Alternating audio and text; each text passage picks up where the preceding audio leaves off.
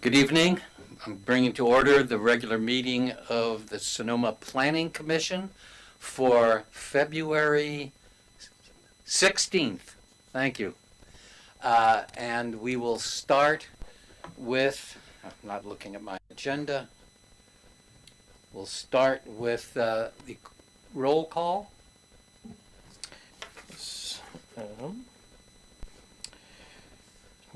Chair Barnett, Present. Vice Chair, Commissioner Dambach, Present. Commissioner O'Gorman Jenkins, Present. Commissioner O'Neill, Here. Commissioner Willers, Here. Commissioner Wyrick, Here. and Commissioner Nugent. Present. Thank you. Thank you. Next, we'll do the Pledge of Allegiance, and perhaps we'll have Commissioner O'Gorman Jenkins lead us in it. Allegiance to the flag of the United States of America and to the republic for which it stands, one nation, under God, Indivisible, with liberty and justice for all.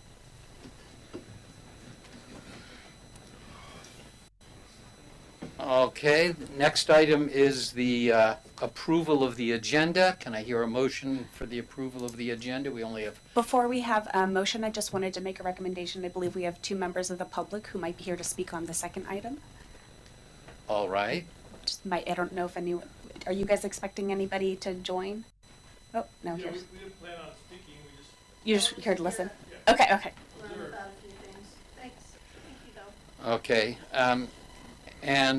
so now we'll call for a motion to approval of the agenda, please. I'll make a motion to approve the agenda. Second. Okay, Matthew, call the roll, please. Commissioner Dambach, Yay. Commissioner O'Gorman Jenkins, Aye. Commissioner O'Neill, Yep. Commissioner Willers, Yes. Commissioner Wyrick, Yes. Commissioner Nugent, Aye. and Chair Barnett. Aye. Thank you. The motion passes. Okay, now we're going to take a moment to let the new members of the commission introduce themselves. Take a minute or two to tell us why you've decided to make this decision to join us. And so we'll start with Ms. Nugent, our alternate commissioner, who is being thrown into the deep end of the pool tonight at her very first meeting. Thank you very much. I have been in Sonoma for nearly 40 years, and my husband Mike and I, we've raised our children here. Very involved in the community in a lot of different aspects, particularly fundraising for nonprofits. I'm not sure there's a nonprofit organization in this town that haven't had my hand in some fashion. Particularly the hospital and the presentation school. We were instrumental in getting that up and going. My profession, I'm a local real estate agent, and it's my passion. And I'm fascinated by the entire planning and development of our community. And so I'm enthusiastically here to participate in that process. Okay, thank you very much. Welcome. And Commissioner Dambach? Dambach. Okay. Well, hello everyone. I came to Sonoma my first time in 1986, and it was on a whim. And I knew in 1986 that I wanted to live here. It took me 30 years to come back, at which time I spent my time partly in San Francisco and partly in Sonoma with my partner, because I had to work. I was employed by Genentech. I'm a scientist, which is a little different than maybe folks on this panel, trained as a veterinarian. But through my career in the pharmaceutical industry, my goal has always been to help, whether it's animals or people.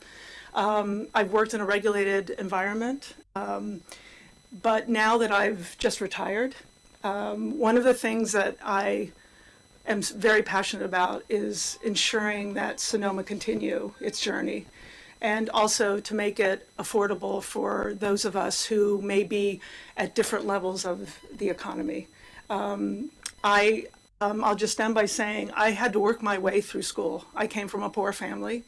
I've been a janitor, a housekeeper. I've painted. I've done a lot. So I understand the journey of many of the folks around us, and I just really want to make sure that we lift all the boats. So I too am very interested in real estate and in governmental processes. So I'm here to learn a lot. Hopefully, also contribute positively. And I'll finally say that both my partner and I are very invested in the community, either serving on boards or contributing financially, and we'll continue to do so. So I'm excited to work with you all. Thank you very much. Welcome. And finally, Commissioner O'Gorman Jenkins.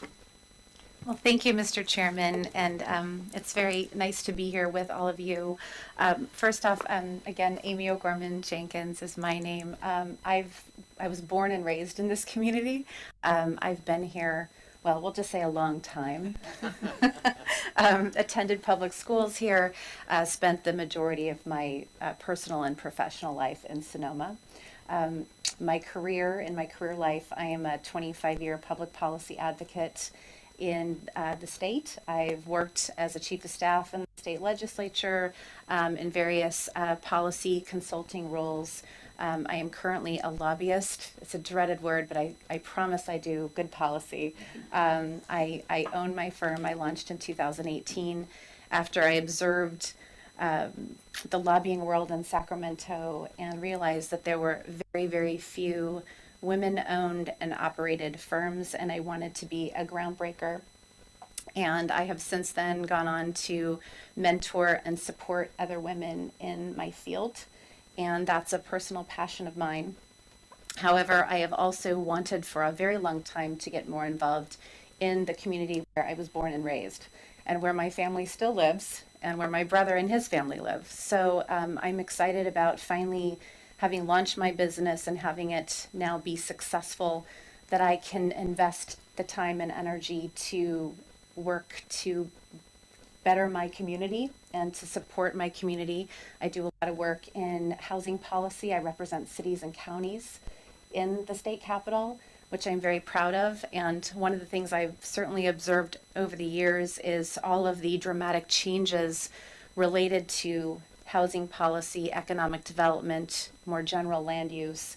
And I have fought on behalf of cities against some of those policies and in furtherance of some of those policies. So I certainly hope that I can bring some of that wisdom to the Planning Commission and the broader community. And I'm excited to work with all of you, and thank you.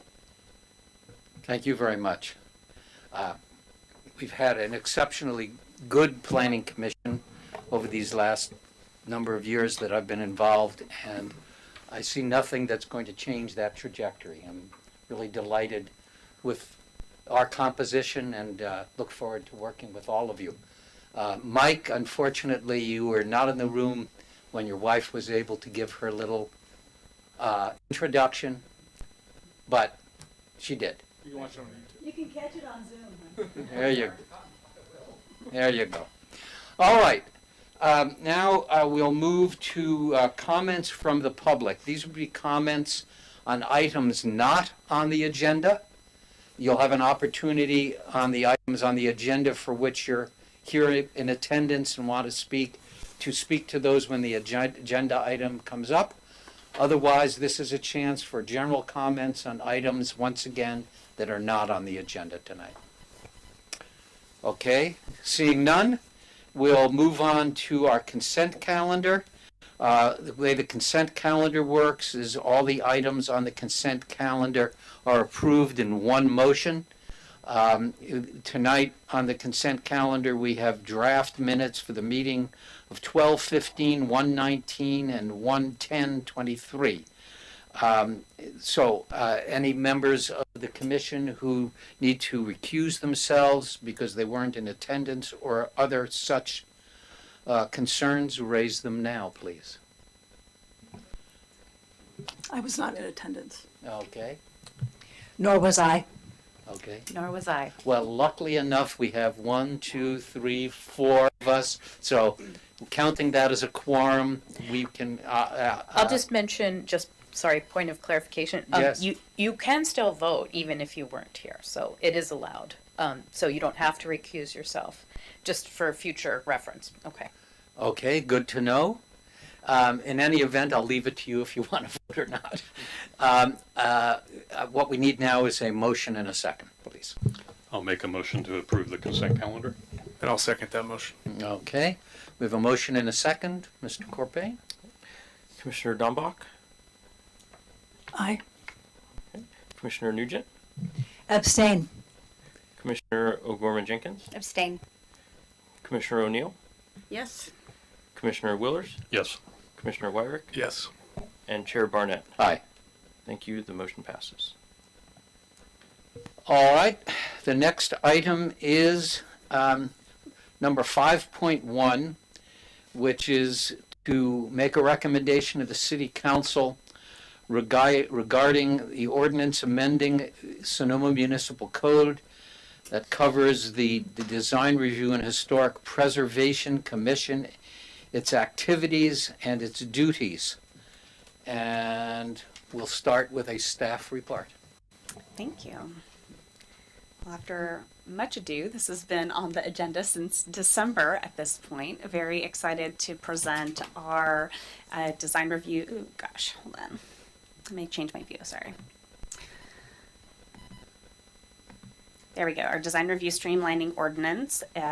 For those of you who were not on the Planning Commission at the time, about a year ago at the City Council goal setting session, the City Council established a goal of removing design review authority from the Design Review and Historic Preservation Commission and reforming it as just a historic commission. And we worked on that for about a year, kind of noodling around, and the proposed round of amendments that's before the Planning Commission tonight is kind of a baby step in that direction. It's a pretty drastic change to go from currently, additions to single-family residences, any modifications to a commercial building, signs, everything go to the commission. And so going kind of from all to nothing was feeling like a bit much all at once. So the planning, as I just summarized, this has been discussed by the Planning Commission and City Council. And we did recently have a round of amendments that strengthened the language regarding concurrent applications. So previously, if an application had a design review and a use permit, that application would go to both of the commissions. And so it's just an extra layer of bureaucracy and time and additional money for applicants. And so that was one step that we have taken already. The proposed amendments before the commission this evening is quite lengthy. As you'll learn as we dig into more code issues, our code is like a spider web. And so you think you change one issue one place, but there's cross references and many other locations in the code where you have to change as well. So the changes this evening start in Title II, Administration and Personnel, and this outlines the composition and the purview of the Design Review and Historic Preservation Commission. We have changes to Chapter 1932, Water Efficient Landscaping. Most of our zoning code rules are in Title 19. And so tonight we're looking at 1952, applications, filing, and processing, as well as 1954, planning permit approval, disapproval, and 1988 public hearings as well. So starting with Title II, the changes there would remove the authority for approving landscape plans from the Design Review and Historic Preservation Commission and placing that with staff. And what this looks like is typically for a design review for a commercial building, we would look at the landscape plan and approve the irrigation and water efficient landscape ordinance calculation. So we're looking at exactly how much water is being calculated and prepared. One of the concerns from some members of the community and our former Planning Commission chair, who is a landscape architect, is that it was requiring a lot of work at a very conceptual stage. And this will allow sort of the conceptual designs to be approved and then the finer details to be refined later in the process stage. And so so we have to start by making that change in Title II, and then the follow-up changes are in our Water Efficient Landscape Ordinance in 1932. And then moving down to 1952, this is our section of the code that outlines how planning applications are to be processed. So there's a new requirement that would require outstanding application fees to be paid prior to the submittal of a new application. We have historically had problems with that, and it just helps the city recoup some outstanding expenses. Primarily for this initiative, we would be creating a major and a minor design review permit. This is very common in most jurisdictions, and in fact, in our fee schedule, we have a major and a minor, but we don't have different permitting processes, and we don't have a definition for what constitutes a minor versus a major. And the thought would be that a minor design review would be administratively approved by staff, which would help keep costs down and staff time down. Anytime we bring a project to hearing, it's writing a staff report, uploading it, we have to make the agenda, come and present, and it, costs. Staff only has so much time, so we have to prioritize, and then also for the applicants, we're charging on an hourly rate, so that additional time adds to their project expenses. For 1954, we are clarifying the term design review. Our code is very inconsistent and sometimes calls it design review and sometimes calls it site design and architectural review. The current fee schedule calls it design review, so we are going with that and just making it consistent. The primary way that we decide whether a project needs design review or does not is through Table 5, and I'll pull that up in a minute. And there's a pretty substantial revision to this table.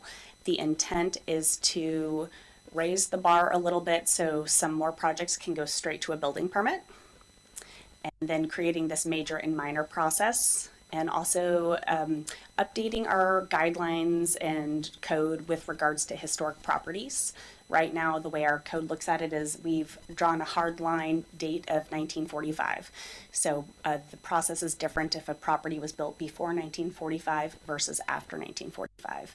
And the problem with that is that the importance of historic buildings is really governed by the California Environmental Quality Act. And the language in the California Environmental Quality Act is a structure over 50 years old. So I believe at the time when the code was written, maybe 1945 was 50 years ago, but that has definitely changed. And so we're updating the code to align with that state law, and also adding codifying language for the requirement for a historic resource evaluation. Right now it's a common practice, but it's not necessarily something that is as black and white as it should be. And so this will really help applicants, members of the public, the commission, everybody to have a better understanding of what the requirements are to get through the process. And we also I mentioned that we changed the trigger. So you heard me mention the 50 years old for CEQA. The recommendation from our consultant, Page and Turnbull, was to give a little bit of a buffer because sometimes projects can take a couple of years to get through the process. So if we started with a 50-year-old structure and it takes 5 or 10 years to get through the process, we want to have a little bit of buffer time to make sure to catch that important information. So this evening, we're going to be discussing the draft ordinance, and depending on the Planning Commission's comfort level, we can either keep discussing it at our next regular meeting. If there's support for the proposed changes, the recommendation would be for City Council to introduce the ordinance.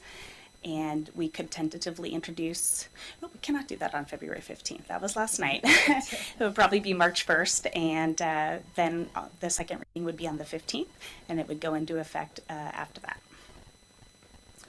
I'll take a moment to, I think that concludes my presentation, but I'm sure there will be questions about the ordinance itself. Well, we could get into some questions, although I'd like to give the public an opportunity to speak and then get to our questions, if that's okay. Mm-hmm. Could we just go through Table 5 first? Yep. I have to close it. I hate how it does this.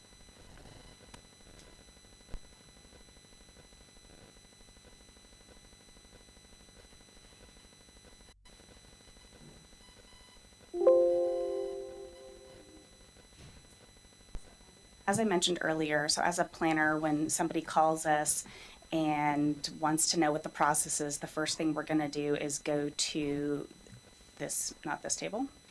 Let me just start from the beginning a little bit. So this table, Table 5.1, this outlines the review authority for all of our planning permits.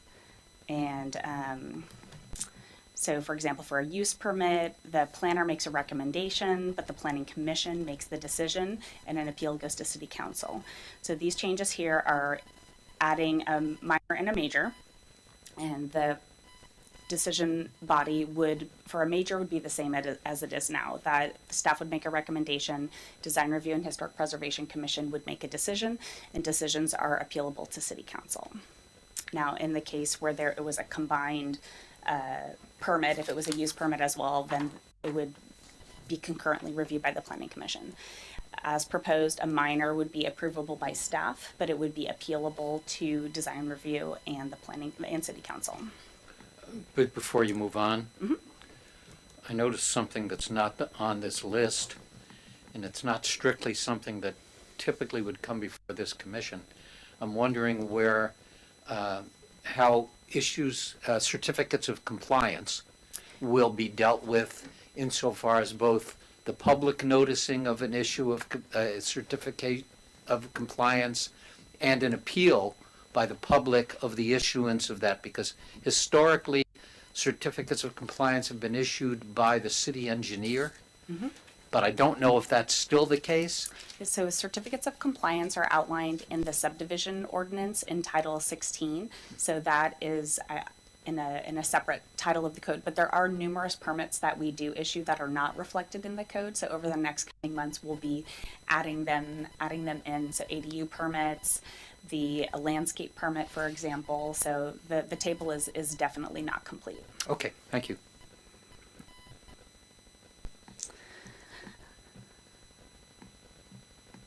All right, so moving down to the table.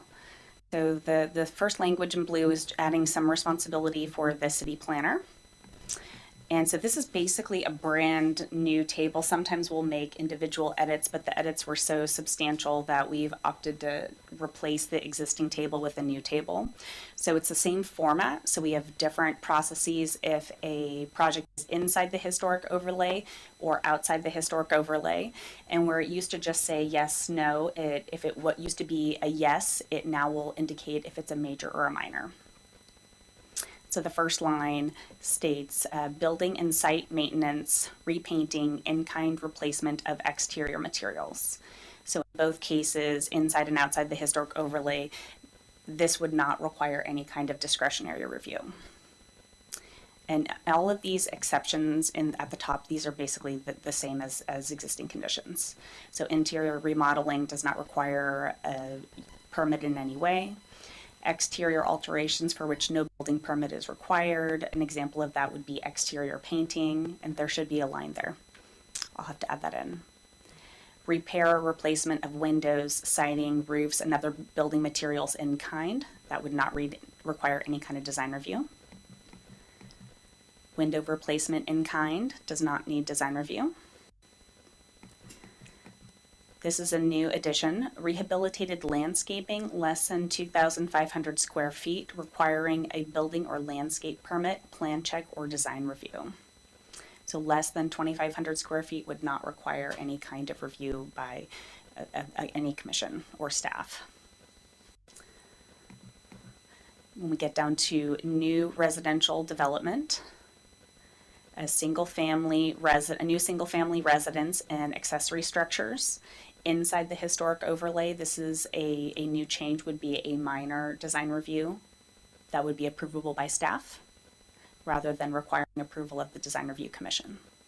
And outside the historic overlay, no design review is currently required, and there's no change proposed to that.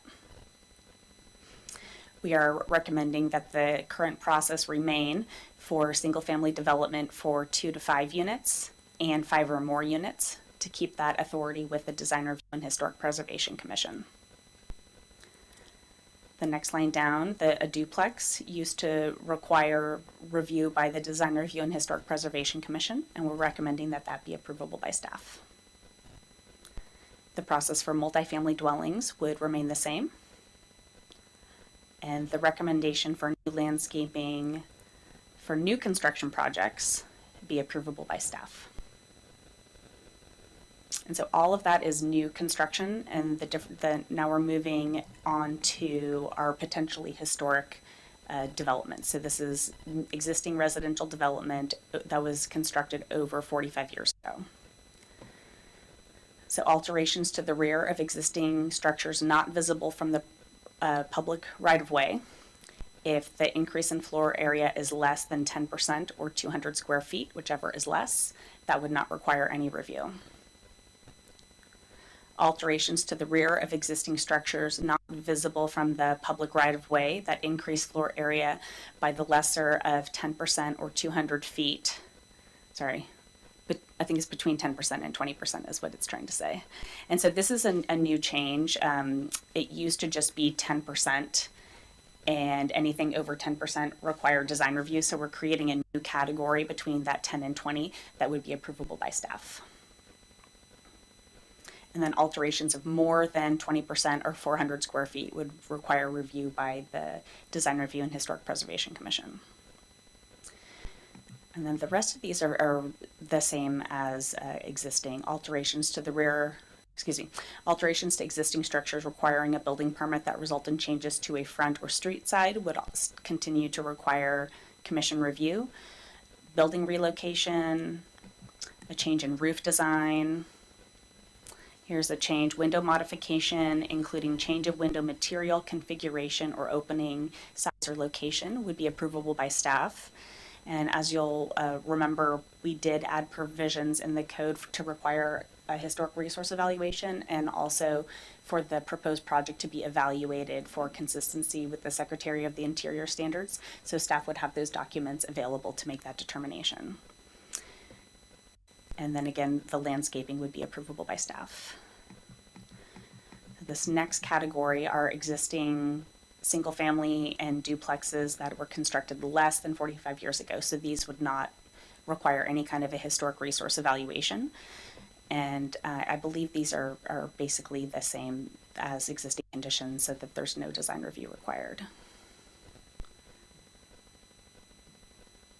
And then for multifamily, the only change for multifamily is that for existing multifamily constructed less than 45 years ago, that currently a change in roof design would have to go to the Design Review Commission, and that would be approvable by staff.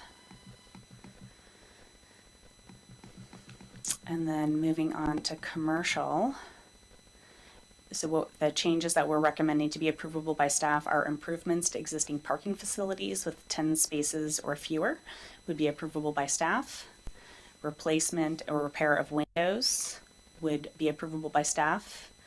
Exterior painting, lighting of parking areas. And that is the end of that table. What would be most helpful at this point to the commission? Well, I think we'll get public comment and then have commission questions. Okay. So at this point, I'll open it up for public comment. That would be me. Patricia Cullinan, 425 Denmark Street. First, I'd like to welcome the new commissioners. Welcome to very interesting process, which I adore. So I would also, before I start, recommending for general information, the California Preservation Foundation puts on webinars to talk about all of California's planning policy and law. I watched a 3-hour webinar this morning. It was very informative, not only about historic preservation, but about planning law in general. The reason that I've written a letter and that I'm standing up here is I'm concerned with major and minor design review process. I really appreciate the staff. I know they're very dedicated and very competent, but you're making design decisions about historic properties, and these are discretionary, and they really need to meet the Secretary of Interior standards to do that. That's what the National Park Service, the Secretary of Interior recommends, and the staff may tell me if they're still discretionary or not, if they're ministerial at this point, but I really believe that Sonoma needs to either have consultation with a professional or someone on staff that is qualified. I think that there is another pitfall, and some of the commission who are in construction may understand that. When you say in kind, what does that mean? And when you're at the end of a project putting the windows in and you've spent all your money, you may change from the in kind that you originally proposed to something that is more cost effective. And I think that the building staff needs to understand historic preservation and also look at requests that seem simple to them for changes in design that may trigger some disaster in the future. And I know we've recently seen that in some houses here in Sonoma. So thank you very much. Thank you for your service. Thank you, Patricia. Any other members of the public want to address this item? All right, then I will close the public comment. And Chair, I just want to mention too, there are no hands raised on Zoom as well. Thank you. Yes. All right, so now we're back to the commission, and let's start with questions based on the staff report before we get into other comments and impressions. Mr. Willers. Christina, can you explain to me how you would envision a public process in minor review applications? Yeah, what my experience was in other jurisdictions is that the staff's gonna take in a project, we'll process it the same way. It's the same application checklist. If it's over 45 years old, that would trigger the requirement for a historic resource evaluation and then evaluation of the proposed project. We would then compare the project to all the standards and draft a staff report. And I think one of the discussion items that we wanted to have tonight was about noticing and public noticing. I did a survey of adjacent jurisdictions, and it was kind of split half and half. When at my previous employer in Marin, we would notice everything administratively got noticed to the neighbors. So that's one option. That's kind of the more conservative option, and I think would be my recommendation as far as for changing a process to start more conservative, and then if we need to alter that as we move on. Most jurisdictions are moving more towards electronic noticing and having things posted on the website. We could add it to the consent item of planning commission meetings and design review, historic preservation commission meetings. We can have listservs. There's a lot of options for noticing administrative decisions. We still can have posting on site. So there's still a lot of ways that the information can get out there, and then these would be discretionary permits, and so they would be appealable. And if someone had an issue with it as the application, how long is the application held? In other words, public noticing happens, there's public comment to be made to staff because it's a staff discretionary permit. Is there any thought about how long the application would sit? Probably 2 weeks is sort of the agent industry standard. You send out the notice, and then you give in the notice you say when the decision's going to be made by. So if I send it out on March 1st, you give that time period, and then at the end of the 2 weeks, you would issue the administrative decision, and then the decision would be appealable at that point. Thank you. And then in relationship to projects within the historic district and the review of the processing of a report for a historic property. Do you anticipate that if that report comes back and designates that as some properties within the historic district aren't historic, even if they're more than 50 years old, if that report comes back and says that it's historic property, would that, in your mind, trigger a major application rather than a minor? I think that's a great topic of conversation. I was trying to figure out a way that a historic property could do a minor addition without having to go to commission, but I'm not married to any of the recommendations. You know, we could definitely be more conservative, and anything that's potentially historic could keep going to the design review and historic preservation commission. We could kind of work out the kinks in the minor process, and then if it's working, we can, you know, change it down the line. I think we've have a good track record of making incremental changes and returning as we need to.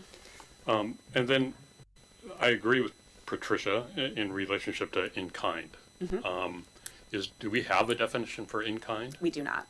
Okay, because if we're going to use it as a decision-making tool, it has to be clear to everyone. Yeah, and we talked about this with Page and Turnbull and tried to come up with better language and could not. They have a hard time too. Yep. No, we could not come up with a better terminology. Right, that's where the subjective Yep. discretionary review Absolutely. is handy. Yeah, no, it's tricky. It's tricky. But All right. we want to streamline, but not too much, right? Thank you. Okay, any other questions? Yes? I have a question. How does the hearing look for those minor? So it's they're still hearing, right? It would not be a hearing. There's no so hearing. staff would write an administrative decision. So it Okay. would look a lot like our current staff reports, and it would get. Well, now everything's online, so we would just upload a PDF, and that would be the record. Okay. I thought in my reading I saw that there were still. Apparently not. Thank you. So Christina, just because I'm a visual person, I need a little help with this. Sure. Going back and looking at some of the projects that we've looked at and trying to put them in the context of this new plan, I'm thinking of the house on Patton Street, right next to Commissioner Wyrick. How would have that project been handled with this new minor? I'm review not being sure possible? which project that is. Is that 420? Yes. Okay, so and that was not my project, that was Wendy's. So Yeah. I'll do my best to remember. My understanding was that 420 Patton was not a historic house, it was a tear down rebuild. And am I right? Well, some deemed it not historic. Yeah, I Yeah. can, assuming it was not a historic building, which is what I've been told that it's a Right. brand new structure, then I think the new building would in the historic overlay would require a minor design review, where currently Okay. would have had to go to design review, historic preservation. So that makes me nervous because one of the things that really disturbed me about that project at 420 Patton was that property was deemed not historic, even though it was an older property. I don't remember the age of it. But it was also the context of it in that neighborhood it is a historic neighborhood, and I'm nervous about us giving that opportunity up to at least have a dialogue and a discussion. And even if the project ultimately in that case did get approved, I voted against it. But I do think that we have to make sure that those properties that are in a historic area, even if the property's not historic, does warrant a hearing. So that's what I'm a little nervous about. Thanks. Yes. Hi, I have two questions. With regard to the staff report that, for a minor review, would that include a response to all the questions that were brought up by the public or in response? Yeah, that's typically not part of our process. And how would you address those? Just incorporating some comments or into the decision? Gosh, that's a good question. We don't typically have a lot of back and forth with members of the public on projects like that. Usually it would have to do more with a use permit and conditions of approval as far as design review goes. There have been so many housing laws lately, our hands are really tied with what we can and can't approve. Where we used to look at, do I like how this looks or not? We're not able to make those determinations anymore. What we're looking at is, does it meet setbacks? Does it meet the height standards? We aren't really able to say, I like this paint and I don't like that paint as much for housing development projects. We can do that for commercial. But for housing projects, if we have the reports that demonstrate that it meets the Secretary of the Interior standards, then That's what we're relying on, and obviously that process itself has some improvements that we can make to it, and we're looking at ways to replicate what we do at the tree committee. So what our tree committee format is we have a list of acceptable arborists that have been approved by the city, and there's an internal peer review process. So we're having conversations about bringing that forth for the historic resource evaluation. So there's more analysis and review going on before it gets to design review. Okay, thanks. My other question was around something that Patricia brought up about the knowledge of, on staff, of the Secretary of Interior information. I know you're relying upon perhaps consultants. Is that the primary way that you're dealing with that? Absolutely. I mean, as a planner, we're kind of a jack of all trades. We have to read geotech reports. We read stream bed analyses. We read historic reports, but we're not experts in any one field. Definitely would always love to have more training, but we can't be experts in all of the areas that we need to be. Kind of know enough to be able to ask questions, but the important thing is to have the process be very clear and have the requirements and the standards be so that everybody can meet the standards without having discretionary approval. Just follow up, but if the staff was uncomfortable or unclear, would that be a reason to escalate it also to the design review committee? In my experience, a lot of these recommendations have come from the Design Review and Historic Preservation Commission, and when they look at projects and they look at us and say, why are we looking at this? So that's where a lot of the feedback has been coming from the Design Review Commission saying, we don't need to be looking at this. And so one of the changes that we'll be making in the future, the Design Review Commission unanimously does not want to look at sign permits anymore. And so that's in our sign ordinance in Title 18, but currently that has to go through design review, and that's a change that they are asking for. Thank you. Other questions? Yes, I have a question regarding the appeal process. If a staff decision is appealed, how does that work? Does it go to the historic design review, or does it go to the planning commission? So we can make that decision tonight and have that discussion. I'm gonna right now. What does the table say? So for a major, the current process is the city staff makes the recommendation. It goes to Design Review and Historic Preservation Commission, and the appeal goes to City Council. And what we have right now for our minor is that staff would make the decision and the appeal would go to the Planning Commission, and then a second appeal could be filed to City Council if somebody didn't like the Planning Commission's decision. So it's kind of a two-step process for that. Okay, further, anyone else? Christina, do you have any idea as to the volume of demolition permits that we get a year that would trigger a historic resource evaluation under our present standard of pre-1945? So we're not recommending any changes to the demolition procedures, but maybe one. Okay. We don't, you can't demolish a historic building. So the only ones that were really able, you just would have to go through an EIR process and have findings and overriding considerations. But we maybe have one tear down, rebuild a year, maybe two. Thank you. Mr. Willers? And let's see, I don't remember the exact term, but are we a certified historic city? We're a certified local government. Local government. Yeah. Do any of these changes affect recognition as that? I don't believe so. My understanding is we need to have a historic preservation commission, and so as long as it needs work too. It does need work, yeah. And I'm fully supportive of anything that's historic. Continuing on the path. Definitely support the changes to codifying the requirement for a historic resource evaluation. But like I said, we're not married to any of these specifics. Okay. As a planner, I do regularly have trouble reading the table and making the determination about which category each one falls under. And then we're a very small staff, and so trying to make good use of everybody's time. The sign permits is a really great example where the Design Review Commission very unanimously doesn't want to look at those anymore. And our study session later today is based on items that the Planning Commission has said they don't really want to look at anymore. So, Thanks.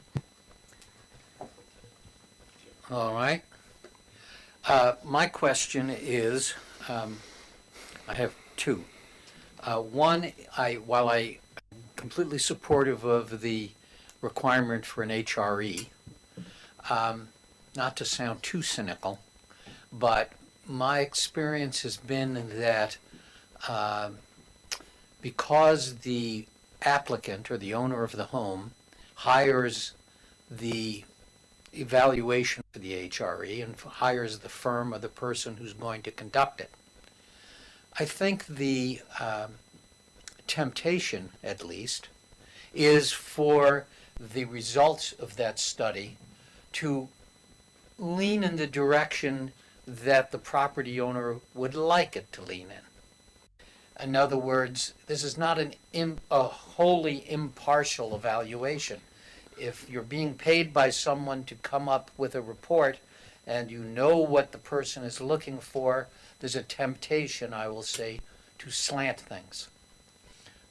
This came up in my experience a few years ago with a review of a house for demolition in which I thought it was that it leaned much too far to the side of the advantage of the applicant. So, hence my question. While we're requiring the HRE, are we considering or have you considered requiring a peer review of a historic property as well? we are not recommending that as part of the code changes. We have been historically requesting peer reviews on a case-by-case basis. As I mentioned earlier, would really like to continue exploring the format and how applicants select their consultants. Right now, what staff does is we recommend that they consult the CRIS list, which is a list of qualified consultants from all over the state. And I think it would be a good idea for the city to do a request for qualifications and to have a list of selected consultants that the city has approved, basically have a list of 6 or so. And what we do, like I said, what we do with our arborist reports is they are internally peer reviewed by that group and as part of the HRE process. And so I think that would help everybody. And I've spoken with some of our historic resource consultants, and they would be very look favorably on that process as well. Okay, I guess in consideration of historic structures, there's kind of a hierarchy. In other words, a house built 50 years ago is not in the same category as a house built 125 years ago. They're both historic, and they're both going to fall into perhaps the major consideration category, but they are clearly of difference in significance. I think there's more than one criteria for a building to be historic. So a newer building might be associated with a notable figure, for example, where an older structure, it might be because of the architecture. I understand. I guess what I'm getting toward is, do we need even a further level of refinement to take into consideration not just this absolute cutoff of 50 years, but properties or buildings or structures that might be double or 3 times that time period in terms of their life? I think that's a great question. Maybe if it's on our list of historic sites and structures, maybe that would require planning commission review or something like that. Well, I think that would be worth considering. I think the older a structure, and this is just a rule of thumb, it's not absolute, But to me, the older the structure, the greater level of scrutiny it should receive. I don't want to end up with a one-size-fits-all approval scheme that treats a house built now in 1970.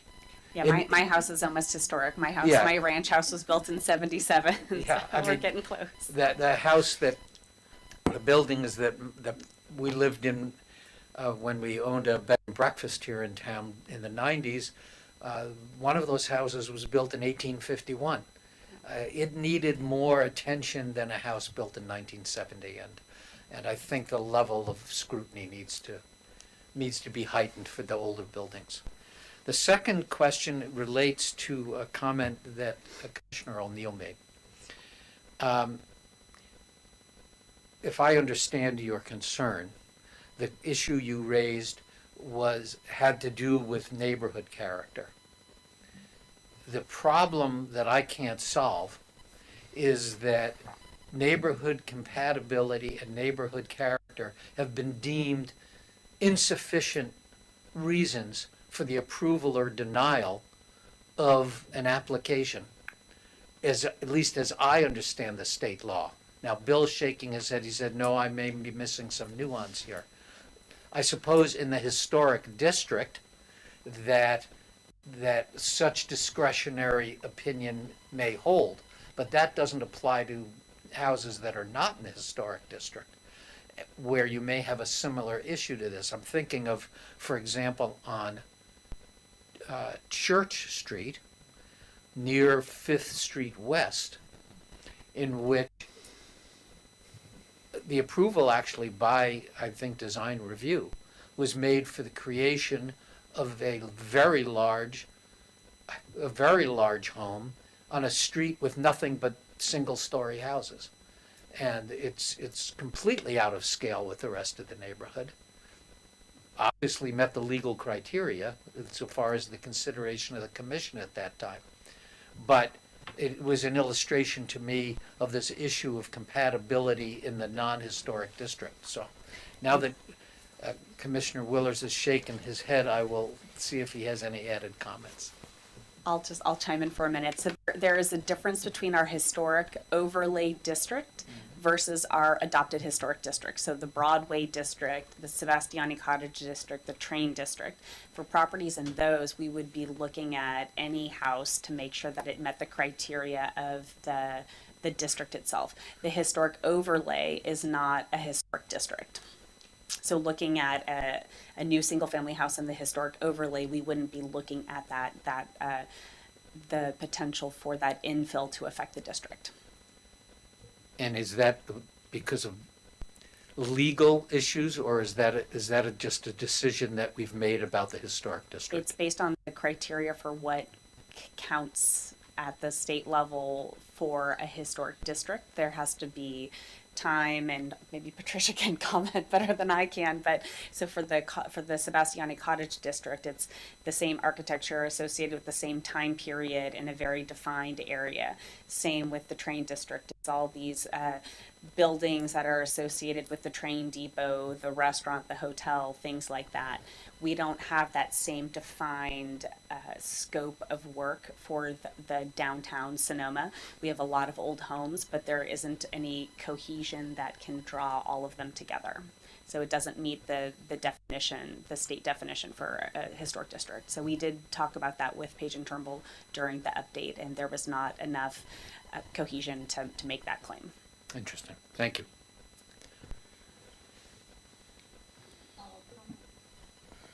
So I'm wondering, with the HRE, I think we're all supportive of the fact that we're asking for HREs. I'm in agreement with Chair Barnett that they do, over the last 4 years that I've been on the commission, they do slant in the favor of the applicant. And I'm wondering if we could employ a process similar to what we do in mortgages, where the buyer of a house doesn't get to pick their appraiser. It goes through this independent third party. Is that something that we could somehow facilitate, where they don't get to choose who's doing their HRE, that it's done by an independent party that is not paid directly by them and it's not employed by them, so that it could be considered a little more objective and it's less biased. Yeah, that, I think we can definitely look into that. That's essentially what we do with our arborist reports. I think that there's a little.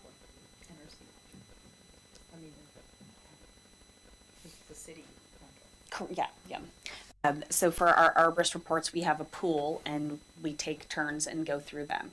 We're trying to move away from that a little bit for arborist reports because certified arborists, it's a little bit less subjective than the historic properties. It's a very subjective process. So I think we definitely could look into that.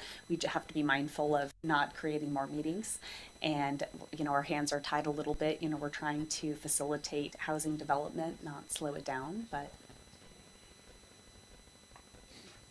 Thanks. I think it'd be really great if we could put some more objectivity in there, because I think there's a few projects in particular that all of us still gasp that that property was deemed not historic. And it was like, oh, what? But it would take away even the view of this being a biased report, because if it's being done, it's being contracted by the city to that historic resource evaluator, then I think it does give a little bit more credibility to the report. Well, if you want to bear with me for a moment, I can pull up the language that we have for the arborist reports and see if that's something we would want to bring over. And as I mentioned before, this is not a time pressing issue. This isn't something that, you know, we don't have a gun to our head. We don't have to get this right tonight.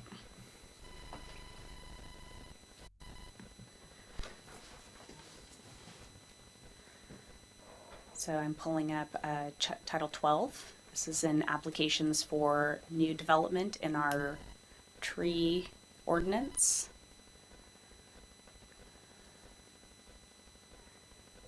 Yeah, an arborist shall be selected and retained by the city planner from a list of qualified members provided by the tree committee. All costs and fees for the services of the arborist shall be paid by the applicant and shall be paid in full at the time of the project application. So we could return with great. similar language. We would definitely need to run it by our city attorney and make sure Yeah. that that is legally defensible. But this is just sharing an example in our code that already does. I what think you're this is speaking of. exactly what I'm asking for. You're a step ahead of me. It's also similar to the way EIRs are treated too. Yeah. Correct. Right, I'm in total concurrence with that approach, and it creates an arm's length arrangement between the property owner and the evaluation. And I think, as Commissioner O'Neill notes, in terms of public perception, it will be a fairer, more objective standard. So that's great. Okay, now we'll turn to comments. And did you want to start, Mr. Willis? So I'll go back through my list here. And public process, I think that I think there should be a public process. I think that it should be noticed. I think we should just use our standard noticing practice. I would be conservative about noticing. I think the 2-week window after noticing, as long as it's in the notice, is reasonable. And that the difficulty becomes is any of those public comments that are made to staff and how they're basically taken into consideration and a record of that being noted. And then I would assume that public comment, staff decision, and the appeal process is still available to whomever it is that makes the comment if they decide to appeal. In-kind definition, that really needs to be worked out if we're dealing with it. Just being being an architect, understanding that windows that were built 100 years ago on a truly historic building where the windows are a significant element of it, they simply cannot be changed, really, without affecting the character of the building. And so those decisions, while Patricia uses the one that the windows are the last decision made, today we have to order them before we're even building because you have to get in line to get them built. And so, but the decision on how in-kind, what is an in-kind window? Is it the size? Is it the size and the pattern? Is it actually the scale of the pattern? And And those are the issues that are actually the most important to the replacement of that window. It's not just that it's a window, that it has a frame, and that it has vertical and horizontal division. The scale of those divisions is actually really important. And so that needs to get worked out somehow. Single-family dwellings in historic, inside the historic overlay district, even though that property, even though that building, like the example of 420, is torn down, there needs to be a level of scrutiny in terms of its compatibility in the neighborhood. And, you know, I don't know if that is the trigger for a major review or not. But, you know, the context in which it's being placed is, especially if it is within the historic district, that was the whole reason for defining a historic district, is to, within our code, recognize that there's a certain increased level of scrutiny that should be brought to properties. And then the trigger also for single-family dwellings within the historic district, if that HRE comes back that it is a significant property, it's a historically recognized property, I think that should be the trigger for a major review as well, and not just be the document the staff looks at to evaluate. It should actually trigger a review, in my opinion, because then all of the issues can be brought to the table and discussed openly. Then I guess the only other question I have is two. One is lighting. You know, I have no trouble with staff looking at lighting diagrams, but there is a subjective and discretionary review of lighting that is really important in the context of our city. There is generally a push to over-illuminate things, and we are generally a dark city, which is valuable in many ways. Where as we increase development, we increase sources of light, and we decrease that feeling of rural character, small city rather than urban environment. And lighting plays a really significant role in that. And so I don't know how to address that other than I think it's a concern. And it's one of those kind of engineer things where you say you got proper illumination on the ground, blah, blah, blah. But the position of the light, the spill of the light, and the general illumination within the context of the city, its reflection off of other buildings, is a really, to me, is a really big concern. You know, I live next door to a single-story house that illuminates its trees all night long up into my bedroom. And I choose not to have drapes and shutters and all that stuff, but at the same time, I shouldn't have to deal with that, really. And so, lighting to me is really an important thing. And I don't know how to. I just simply don't know how to deal with that. Every project's going to have lighting. And we've tried to address that a little bit in our lighting standards. So when we amended the general development standards a couple months ago, we did lower the height of most of the lights. And I appreciate that. But I mean, obviously, there's always going to be outliers and things like that. Yeah. Yeah, and like I said, happy to make whatever changes the commission feels are warranted. And then I'm going to make one last comment in relationship to Chair Barnett's comments about Church Street, two-story buildings and one-story buildings. All of those one-story buildings have the option in the future, if they decide to renovate their properties, to become two-story buildings. It's just built into our zoning code. And so if we take the tack that because they're all one-story buildings, everything's got to be one story, that's a difficult agreement to come to in the context of property rights. Yeah, I appreciate that, and this two-story, one-story issue comes up all the time in terms of neighborhood sentiment. And 2 stories by right is the law in Sonoma. You can do it. The particular house in question that I'm thinking of is not just 2 stories. It's just enormous. It's like double, maybe triple the size of any other house. I mean, it's just absolutely, it sticks out like a sore thumb to me. And I assume that it's within all the setbacks and height It restrictions. appears to be, though I'm not sure, it was approved. I wasn't paying attention to its approval at the time. I don't know what the lot coverage is or anything else, but in any event, it was just, an off-the-top illustration of how difficult it may be to use issues of neighborhood compatibility, except in the historic districts, for any judgment about whether or not a project can be approved. The state, as I understand it, has basically taken those kinds of subjective standards out of the realm of legitimate standards that we can apply. Character, words like character, compatibility, neighborhood context, all of these things are off the boards for us and no longer can be used as a justification for the approval or the denial of a project. It's an unfortunate, as I've commented before, this push towards objective standards is a push to quantifiable, as our city planning staff has noted. Everything comes down to numbers and setbacks and measurements, quantifiable standards. I consider it akin to turning the very human experience of living spaces into interchangeable parts in a housing machine, which of course renders the human beings who are subject to these rules also as interchangeable parts.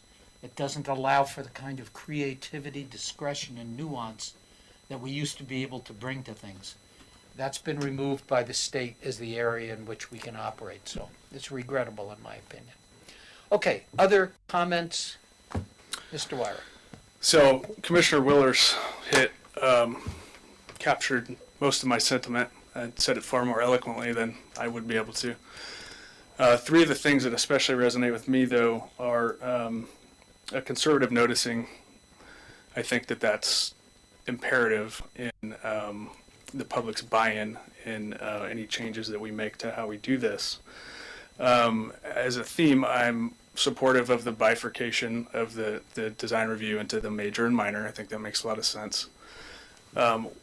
One of the things that I'm uncomfortable with, as this current chart reflects, is the new construction in the historic overlay that reflects in the proposed table that it's a minor design review.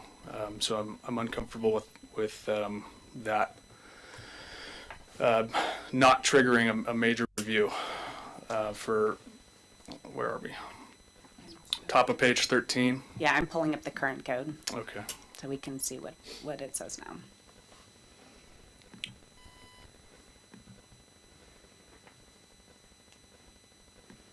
Yeah, so currently you're talking about this one?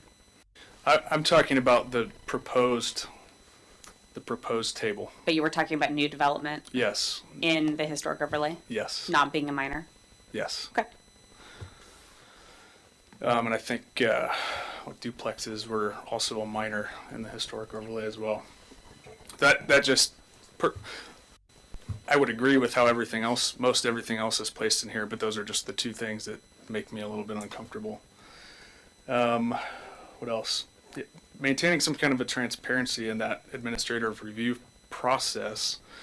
I'm looking at the language here in 19.54.080, and I think we either need to strike or add language.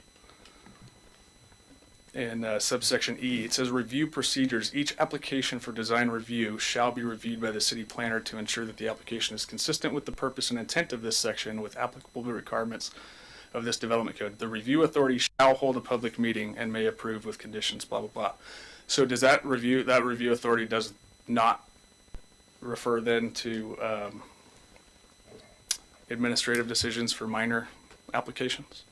Say your question Sorry. again. Sorry, I was trying to read at the same time. Talking too fast at you. So subsection E of Yeah. 19.54.080, the last part of that paragraph says the review authority shall hold a public meeting.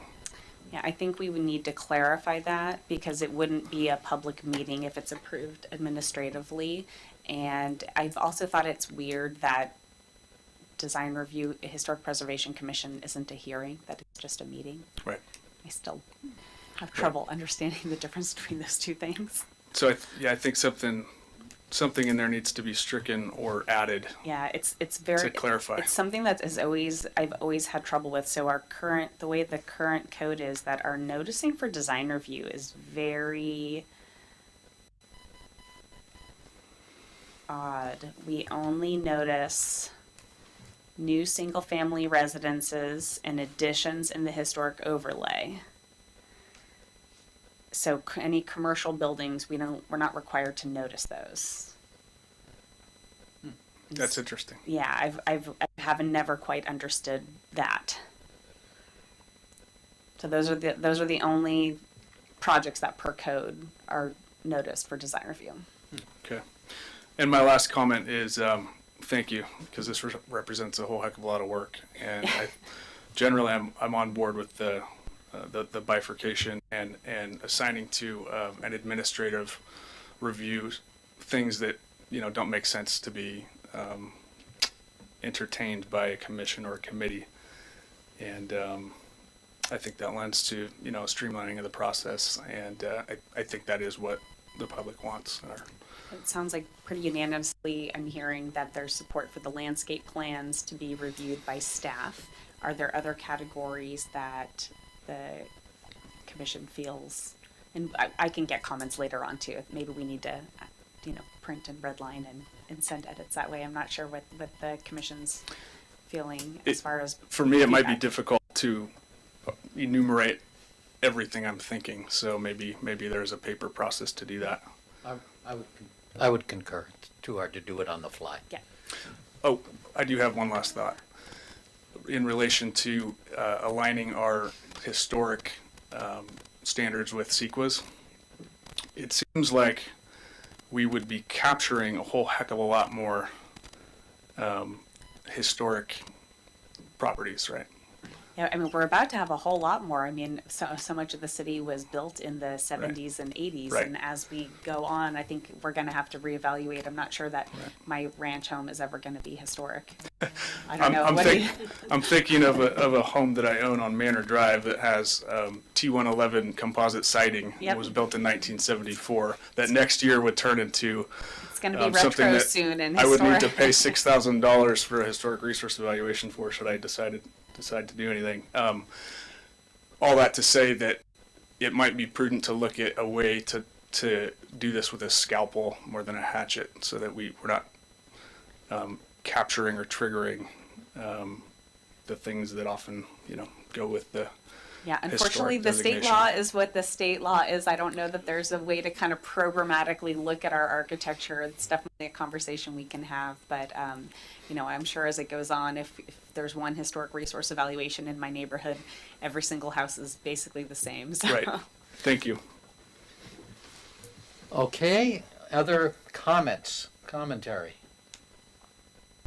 All right, I'll just make a few. I've said most of what I had to say.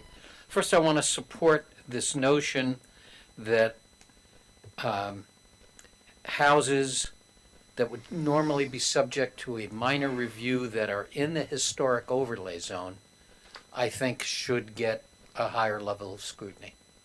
And just as a quick poll, do we have a general agreement of that on the? Okay, it looks like the commission would like to see that change. The next question I've got is how we are going to deal with the issue of of historic resource expertise on city staff's part. We don't, as you have admitted, and we all know, no one can be an expert in everything. I certainly, despite whatever years I've gotten working with the public process and city government, I would never consider myself an expert in historic resource evaluations. So what are we going to do about that? In other words, even though something has been put into the minor category, it may need some evaluation greater than the staff can make. How are we going to provide that and decide what the threshold is when it's going to be provided? I don't have the answer. I think what I would recommend is for us to dig into that a little deeper and see if there's another category for historic structures and a way to have an elevated review for that. Okay? And I think that is it for me. Anything further from the commission? Yes, Commissioner O'Neill? I want to thank Patricia, who is always advocating for the preservation of historic landscape and architecture in Sonoma, and I really appreciate it. I guess one last comment I would make is that I would like the reformulated commission to have required training, the members. I mean, we're all being required to do a harassment training, even though no one reports to us, and we have no employees, and we're not employees. That's fine. I think that I would like there to be some level of required training. I'm sure there are online seminars and programs and certification systems so that the people who will be making the decisions at the commission have got at least the rudiments of the background. Yes, we'll bring in experts for HREs, but even when you read an HRE, you have to understand the context of the HRE. A lot of it is frankly foreign to most of us in terms of the way we think about either history or historic evaluations. So I'd love to see that. I would welcome that. Okay. Anything else? If not, I guess we can get a motion. Well, you're gonna come back with more work. So we'll continue this item to a subsequent agenda. Okay, thank you. Anyone would like to have a quick break? No, we're okay? I'll take a quick break. All right. Sorry to be the outlier. That's okay, I'll join you. 5-minute recess.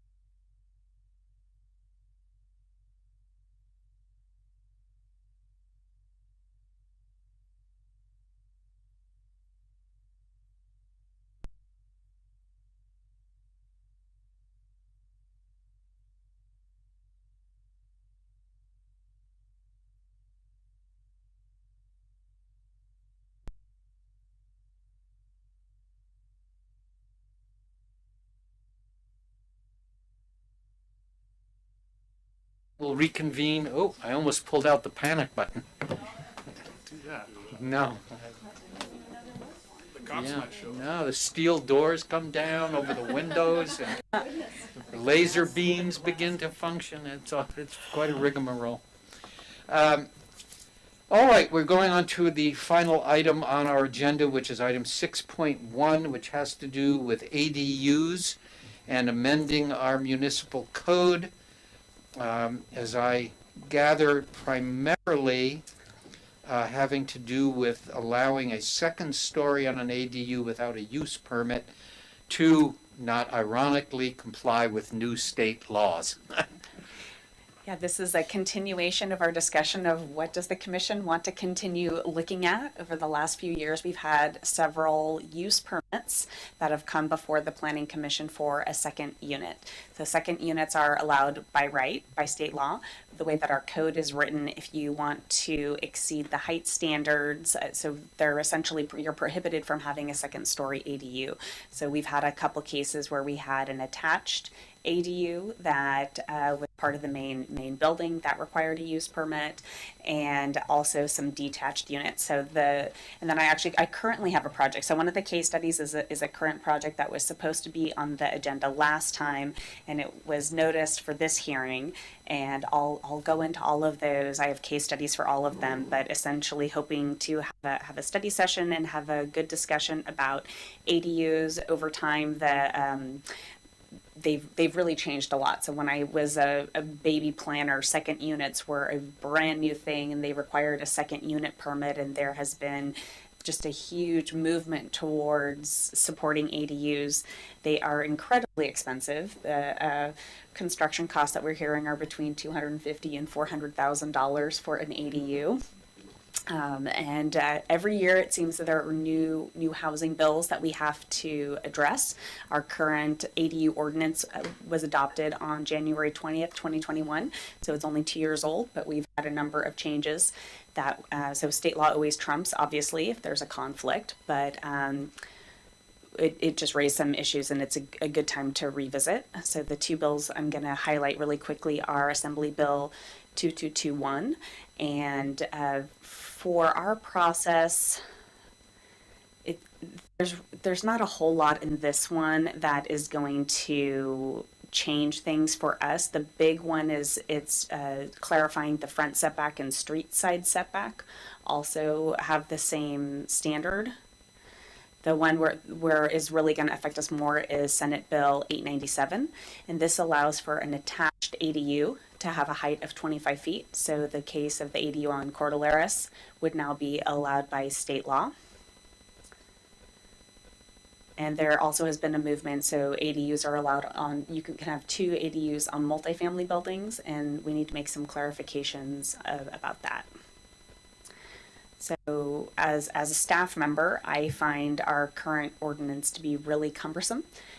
Rob Jesslin, who was the former senior planner, and I have had many conversations where the two of us have been on the phone trying to understand a permitting process. So if you have two seasoned planners for the city of Sonoma having to have long phone calls about what the permitting process is, there's probably some room for clarification. I would also like to have a conversation about relocating the ADU standards.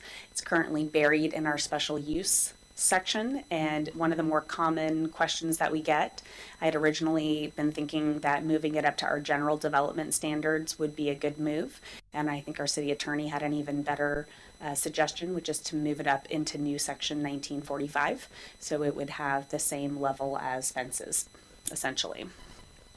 And then a discussion on second story attached, which we need to make that amendment to comply with state code, and then also detached second units, and a conversation about parking requirements. So currently, based on state law, if you're within a half mile of a transit stop, you are not required to have an independent parking space for that ADU. So that's most of the city limits, except for one corner of the city. And so I think the question is, do we just want to say no parking, or we can keep it as it is as well? And then also just wanted to open it up for other suggestions for streamlining.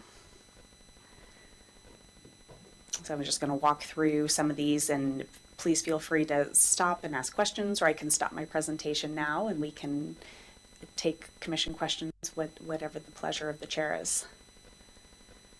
Well, how much more do you have beyond this? So right now I just have our standards. So we have maximum size. Let's go ahead and review this, and then we'll Okay. come back. So the maximum size of a detached or attached ADU is 850 square feet for a studio or one bedroom, 1,000 square feet for a two bedroom, and no more than two bedrooms are allowed. Attached ADUs are further limited to 50% of the floor area of the existing primary dwelling. This can be somewhat problematic with smaller houses. So if you have a 1,200 square foot house, then the ADU is limited to 600 square feet. I understand, I think the concept was scale and making sure that the ADUs were subservient to the primary residence. I'm not sure that's quite as much of a concern anymore. We currently don't have any exceptions for ADUs for FAR or site coverage. That might be something that the commission wants to entertain. So right now, ADUs count the same as a normal residence for those development standards. For setbacks, one of the issues that we run into a lot is, per state law, ADUs are allowed to be 4 feet from side and rear property lines. We'll need to update this to indicate, to clarify street side and what the setback is for street side. So basically our code treats a street side setback the same as a front setback. And so I think there's a little bit of clarity that we need to add for that. And in any case, if an 800 square foot ADU can't be built, we have to waive our standards to allow that to be built. But what we frequently run into is, especially with the 2-story ADUs, is that it's very common for somebody to want to have an ADU over a garage. But the garage has different setbacks than the ADU. So we'll look at that a little bit later with our case studies. So per state law, a single-story attached or detached ADU cannot exceed 16 feet. So we'll be looking at changing that for attached to be 25 feet. And then looking forward to having a discussion about second-story ADUs. We've run into a couple instances where you have an existing single-story house and somebody wants to put an ADU on top, so that would conflict with the standard. So under 4B, a second-story or 2-story attached ADU may not exceed the height of the primary dwelling. And then I can't figure out if this is state law, and maybe Bill knows, but this 10 feet. So under our current code, it's 6 feet for a structure to be considered detached. I'm not sure where this 10 feet comes from. I actually think that's a holdover in our local code. Okay. The only thing that would is building separation under the building code from a fire safety standpoint. Yeah, I think that's something we might want to clarify, because right now it's like 6 feet of open sky. Yeah, it's. Most jurisdictions say it's, foundation and a Yeah. roof, something more concrete. Yeah. So moving on to parking. So this is what our current parking standard is. So it's generally one off-street parking space is required for each ADU. The parking space may be provided in setback areas or as tandem parking. And then the exceptions, no parking is required if an ADU is within 1/2 mile walking distance of public transit as defined. And like I said, it's basically just the far east side of Sonoma that would require a parking space under this section.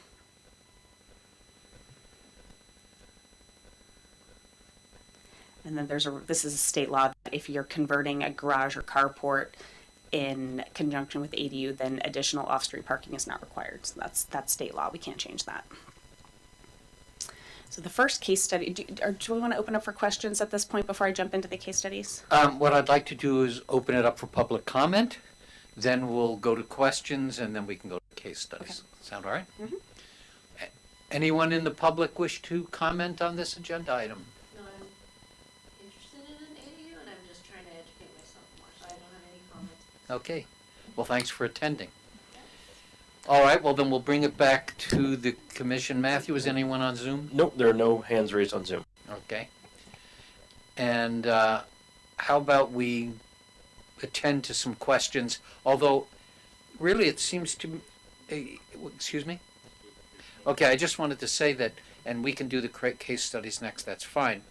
You've presented, I think, here to us, Christina, what a set of decisions that need to be made. So what I'm going to suggest is that when we get through the case study discussion and whatever questions come up, that we actually bring those screen pages up, we go through it point by point and see what the agreement of the commission is in terms of addressing that. Okay? All right, let's go ahead with the case studies. All right, so the first one is a current project that we have at 471 Claudia Drive on the west side in Sonoma, right near Vallejo's home. So this was advertised for our January meeting and continued, and it was supposed to be before the commission this evening. What was noticed was for a use permit for a second unit and an exception to the rear setback. When we got the resubmittal in, it appears that it would require a variance for height and the rear setback. And so that's that, and obviously we want to support second units, so trying to figure out how we can help this applicant and what changes they may need to make or not need to make.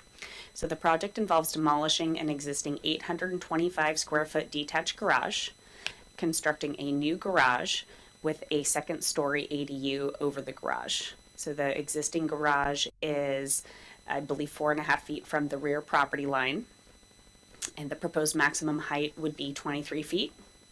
So a use permit is required to construct an ADU exceeding the height of the primary building, and a variance would be required to construct the garage within 4.5 feet of a property line.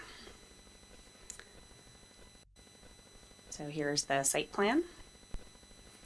So there is a shared driveway on the west side of the building between the adjacent residents that would serve the garage in the back. I'm not sure if the site plan shows it, but the building to the right, I believe, is a 2-story structure with an ADU, and I'll let the applicant comment on that, but that's my understanding. So there's a sort of a shared turnaround with one garage on the east side and one garage on the west side.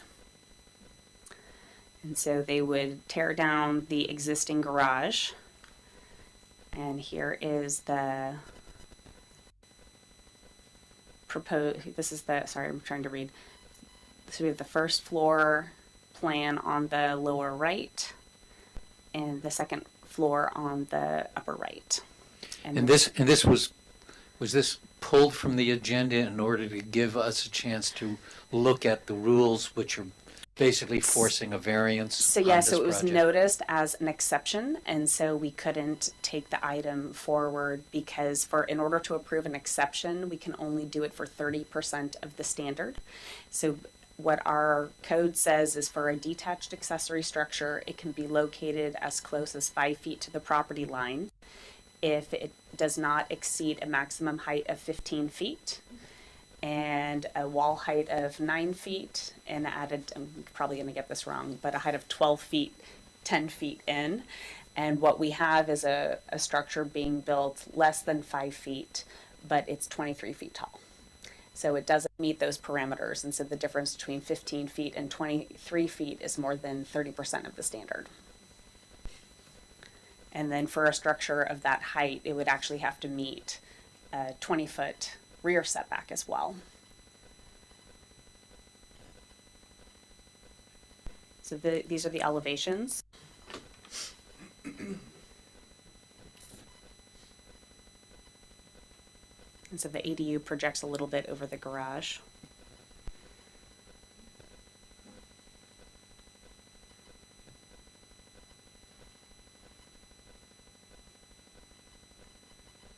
So I think before we move on to that next one, this is kind of a good example. We have existing garage being demolished and hoping to be rebuilt with an ADU on top of it.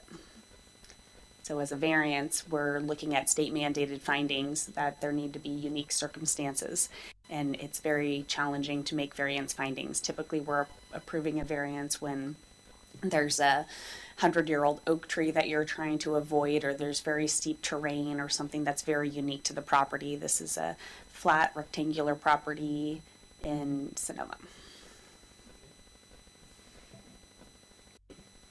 Are you looking for discussion, or I am. I'm looking to. How, is this a study session? This right now. This is a study session, so this is not about the project. So I think the question is about. So okay, so I'll put it in generic terms. So yeah, so second story ADUs in general, and how close do we support them being to a property line? More case studies? I do. I'd like to take this one just to begin with, because it is, Yeah, they it's all- a common thing. All the case studies kind of address a slightly different issue, so I so think it this would is be a- helpful to. This is gonna be a common thing. Yes. So I'm gonna break it into pieces. And the garage thing. So the garage can be within 5 feet of the setback already, because it's an accessory structure. So the garage is asking for a 6-inch exception to its setback, correct? Yeah, so it gets, and this is where I also am struggling with this in my head. So if it was a single-story garage, it could be located 5 feet. Let's take the ADU out of it. If they wanted a 23-foot tall garage, that would require a 20-foot rear setback. Yeah, well, that's why I'm breaking it into pieces. Yeah, Because I think we do need to think about these things in that way. I'm thinking about the garage So the and gara- its the location garage- on the property. the garage could be located 5 feet, so it's asking for a 6-inch. So that fits in the exception Yes. category rather than the variance category. Absolutely. So by analysis and by right, if this was a garage, 1 story, in other words, you could incrementally build this thing. You could get that exception of the 6 inches, and then you could come back and build an ADU on top by state law within the 24 feet and within 4 feet of the property line. So that element that is exceeding the height limit of the garage, it technically isn't a 24-foot tall garage. It's a garage with a state allowed use on top of it. And so while we may like it or not like it, I think that this is a way of breaking this issue down to find the way to allow the ADU to get built as a 2nd-story element. Because the state says that it can be, there's nothing stopping this from being built within 4 feet of that property line if someone wanted to build literally a 2-story ADU. So the height limit would be 16 feet. Under state law, Yeah, for a detached ADU. for a 2-story, because, The 2 stories are not, a detached is not allowed by right. okay. So what we're I thought talking they about, were now. attached. Huh. Attached is allowed up to 25 feet. So this building is proposed to be 23 feet. And How can you even build a 16-foot high 2-story building? you can't. It's, so the difference That's is a good 7, state law. the difference is 7 feet between 16 to 23. And I'm not amazing at math, but that's 43% of the standard. I did it. Okay, well, I thought the new height limit was anyway. Let's pull it up. So, Because there's a Christina, lot of infill properties in Oakland happening right now with 2-story buildings, 2-story ADUs in tiny little pocket properties.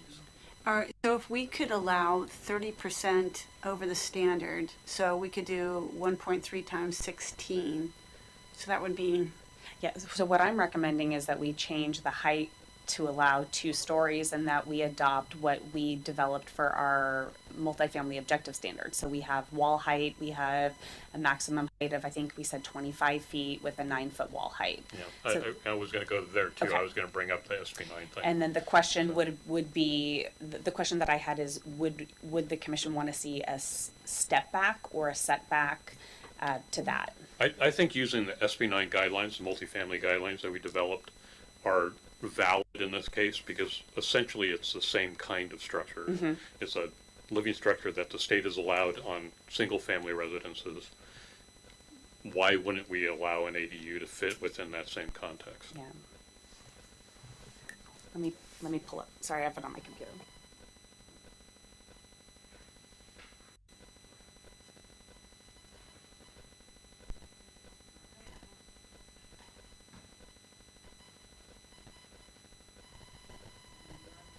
Wrestled with this issue and came up with something that felt like it worked pretty well. So this is our, is it SB9? Or is it multifamily? Well, the multifamily objective guidelines fell out of the SB9 Yeah. issues.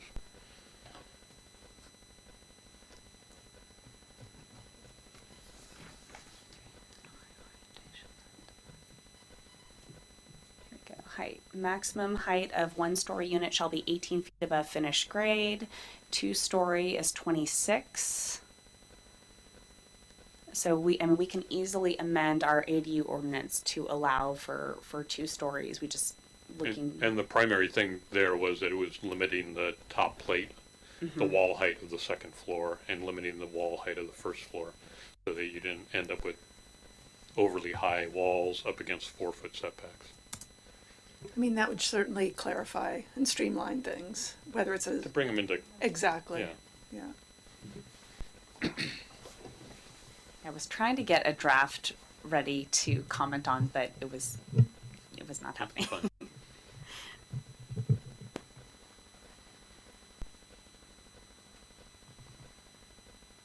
So I think what would be helpful is to hear from the rest of the commission. It sounds like there's general support for having an administrative approval for a 2-story structure. Straw poll, straw vote?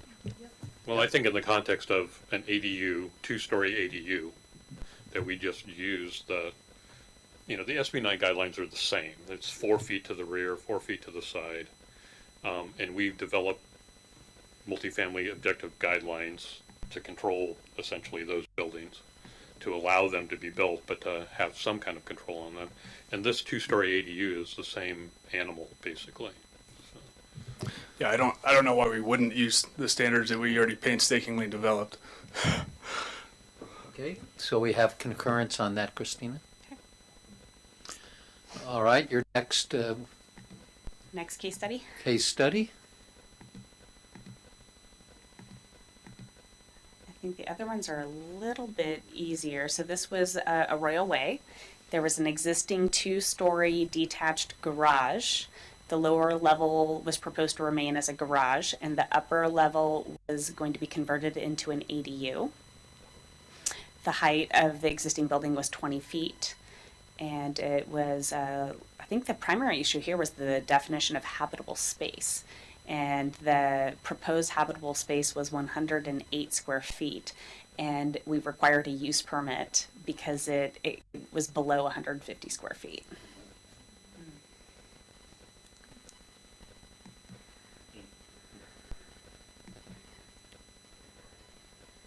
So the question before us, really you're asking is, do we want to modify what we do we want to consider to be eliminate- a habitable space? Correct. And that's a little tricky because it's part of the ADU. Code. Well- It's 2 things. Well, and does the definition of an ADU, unless I remember incorrectly, it's a complete living space. It's not just a bedroom. It has a bathroom, it has the other amenities customarily appropriate to a complete living unit, am I right? Yeah, I'll pull up the definition. Well, on this size, it would be a junior ADU anyways, wouldn't it? Because, Because a junior ADU has to be part of the main house. oh, okay. Right. And then there's also an owner occupancy requirement for a JADU that might not be here. So an accessory dwelling unit means an attached or detached residential dwelling unit that provides complete independent living facilities for one or more persons and is located, this is another thing we need to change, is located on a lot with a proposed or existing primary residence. So we're allowed to permit these with multifamily now. An accessory dwelling unit also includes the following: an efficiency unit and manufactured home. And then we have a definition for an efficiency kitchen, which is part of the JADU.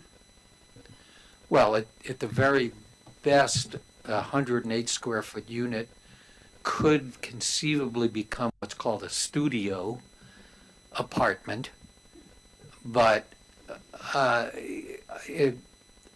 personally, I think our 150 square foot standard is more workable. I just can't see turning 108 square feet into a complete unit. Can you educate me on the difference between the habitable space and the square footage? I bet Commissioner Willers probably can better than I can. Which one? I don't know what Slide you the, just had on. so. It was the slide that showed. That was the, I think that was the, oh, gosh, I think it's just the page before, maybe. in the presentation. Yeah. Sorry, I have too many windows open.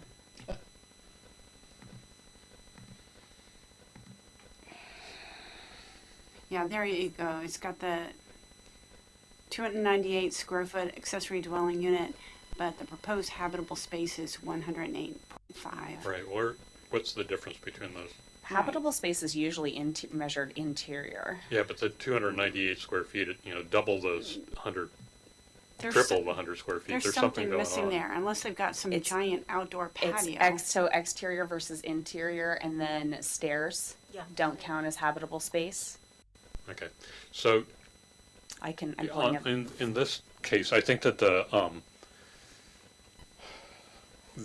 there's an efficiency unit, there's a code minimum for a habitable room, basically like a single occupancy hotel room.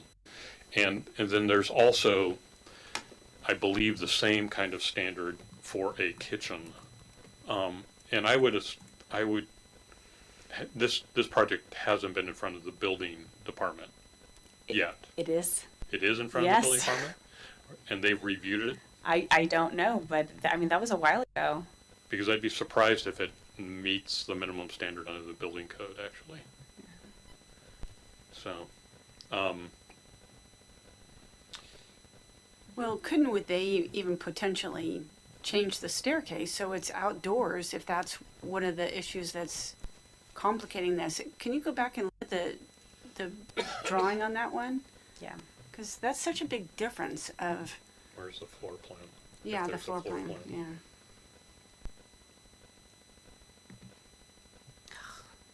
I hate this computer. You're used to working on one computer, and then we come here, and it's different. While you're searching, I will just make the comment that, wow, state law preempts any of our attitudes about ADUs, and I personally think the idea of ADUs for the creation of lower cost housing for people is great. I would love to know, because my informal survey indicates that very few of the ADUs that are being built are being used as rental units. They're mostly being used as accessory buildings to the main structure, turned into the little art studios or yoga studios or offices or other things. And while I appreciate the intent, once again, this is a case where you cannot command ethics. You can't command generosity or any of the other things we consider to be virtues. And the attempt by the state to essentially generate that response in terms of the support for low-cost housing is by and large a byproduct of the monetization of people's backyards and the increase in the size of a single-family home with the addition of an ADU, which is actually not really a separate use at all, but ends up just being an addition to the house. So this ADU proposal doesn't show a kitchen and it doesn't show a bathroom? It does. I'm going to pull up the actual site plan, and Matt just informed me that this was, the building permit was issued. And it looks like the staircase is outside. Yeah.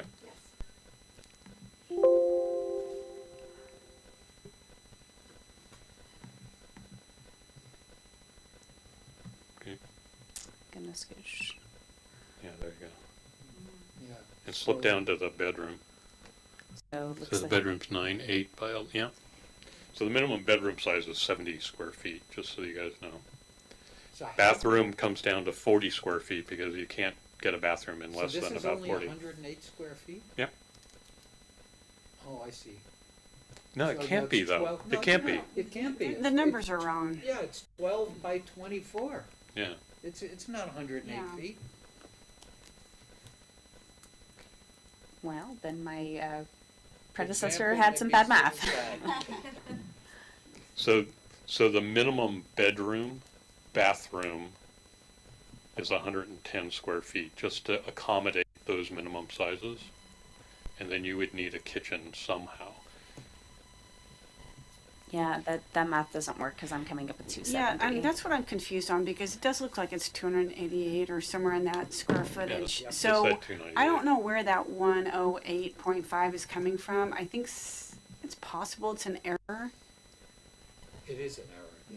Based on the floor plan we just looked at, and that's a small apartment. I mean, Yeah, that works fine. that's a studio Yeah. apartment. In any case, the second story ADU would have required a use permit, and it sounds like there's unanimous support for that change. Yeah. All right, so then we're just going to move on to the next one, and I think this one's pretty easy. So this was an attached ADU at 834 Cordilleras, and the project entailed replacing an existing attached garage with, sorry, my eyes are getting tired now, with a new 523 square foot attached garage and a 517 square foot ADU. So the proposed height was 23 feet, similar as the one on Claudia Drive. And the attached garage was on the west side of the building. And a use permit was required because the height of the ADU was taller than the primary dwelling.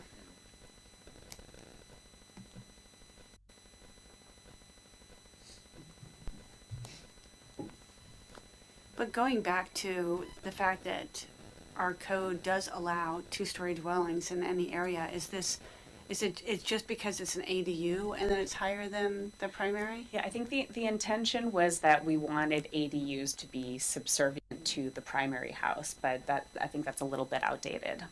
And when they become attached to the primary, it's no different than having a second bedroom. You could build a second bedroom above your garage and not call it an ADU, right?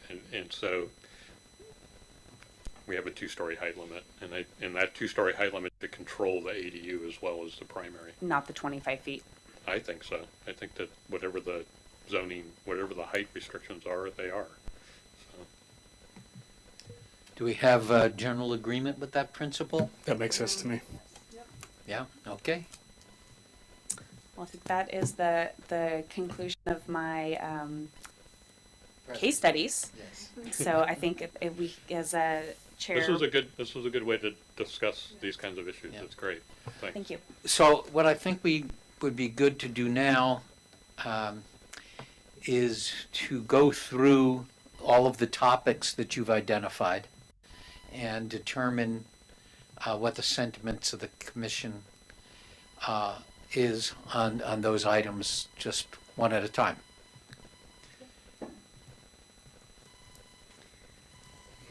So I think relocating the ADU standards to a different chapter is fine, and I'm assuming nobody has an objection. I object. Is there a preference to moving it to the general development standards or to its own chapter? It should be its own chapter. Chapter, okay.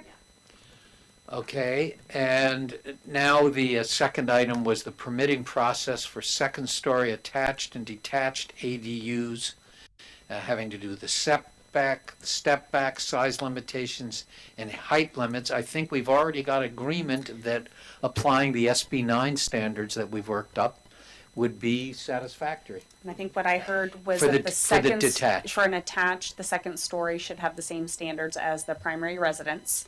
And for detached, we'll look to our SB 9. Yes. And just to confirm, we're comfortable with having the two-story structure 4 feet from the property line. I think the one thing SB 9 didn't address was a step back. Yeah, I think that, I don't think that you can argue that the. Put your- I don't think you can argue that the step back is justified under the new state laws, just the way they're written.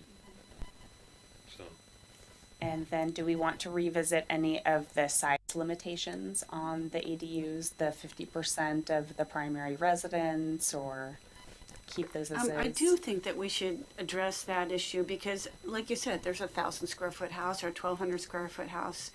And I think that we need to take a look at that issue because we shouldn't be limiting them to such severity.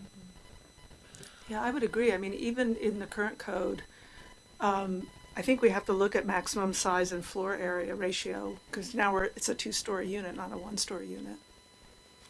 So the first criteria says the maximum size of an detached or attached is 850 square feet for a studio or 1 bedroom, 1,000 square feet for 2 bedrooms, and no more than 2 bedrooms are allowed. So the maximum under this is 1,000 square feet, and no other jurisdictions go up to 1,200. I think that's fine. I think it's B that I have an issue with. The 50% of the floor area of existing primary dwelling. What could we do to make that more forgiving in the case of the small houses? forgiving in what sense? You could do an exception for 750 square feet or less, or, I Yeah, mean, I'm they're thinking already something along those small. lines, that if the house is small, like there are houses that are 1,000 square feet. So you're saying that if it's 1,000 square feet, that We the should allow ADU it can to be only at be least- 500, that's I don't like onerous. that, yeah, I think that's punitive, and No, I I'd rather agree, see, yeah. I'd rather see us allow it up to the, rules on item A, You eight hundred just want fifty to square delete feet. B for- altogether? Well, I think we're coming to grips with this issue of whether an ADU should, by fact, be a subordinate structure on a property with an existing house. I think that that times have moved beyond being able to impose that kind of rational standard.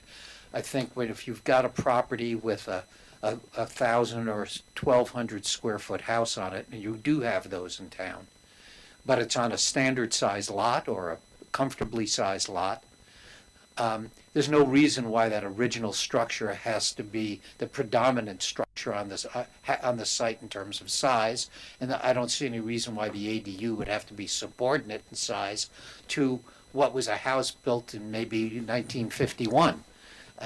So I just think we've gone beyond the logic of that argument, and I would agree with the proposal that we just use the customary ADU standards in terms of sizes that are allowed to pertain to any ADU application that's comes before us. So why wouldn't we apply the two-story rule that just came down? The same idea. Well, that may apply. In other words, you don't have to do a two-story ADU.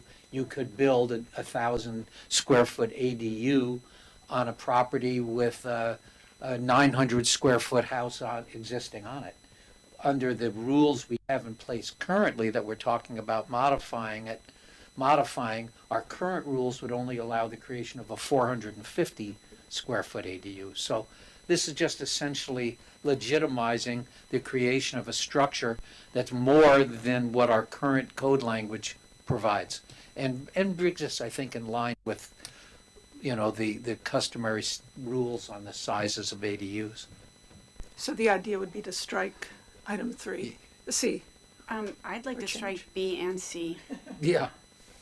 So conceptually, your ADU could be bigger than the primary residence. Yeah. SB 9 would allow that, so Right. why don't we give the same opportunities for somebody who just wants to do an ADU? The house I live in, when we bought it, the house I live in was 900 square foot on a 7,500 square foot lot. Now, we've added on to it. We didn't do an ADU, but, yeah, exactly. So, it just doesn't make sense anymore. It's no longer an accessory then. No. Swap their roles, That's correct. so Microphone. That's correct. Okay, so do we have general agreement on that? Yeah, okay, I think the next item on the list is to talk about parking. yep. Well, I've always been struck, if I may go first, I've always been struck by the contradictions within state rules that have developed over the last few years. You can take your garage and turn it into a JADU or an ADU, and you do not have to provide an alternative for the parking that you've had in your garage. So then to require parking for the ADU that is now taking the garage where you used to have parking required is kind of weird.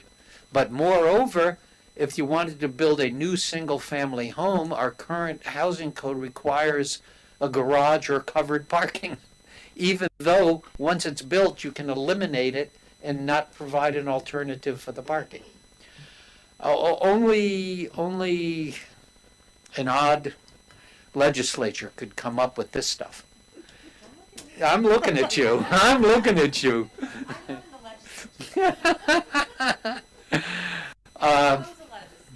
Yeah, I mean, so much of the state law is moving to the elimination of parking requirements just in general.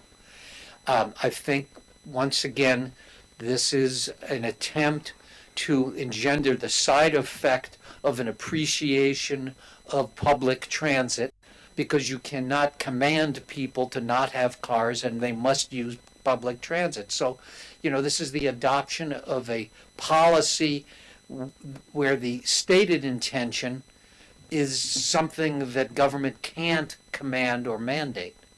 It's an odd way of forming societal directions. But that's what it is, and the question is, to what extent does the city of Sonoma find it acceptable to eliminate parking requirements?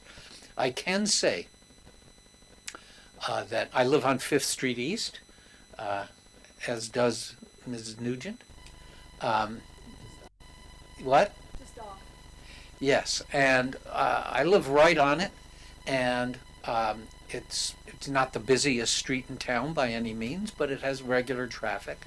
In terms of parking, there are cars parked on the street all the time, and I can generally park in front of my house, or I can park across the street, or I can park, a house down on one side or the other. I mean, there's plenty of parking.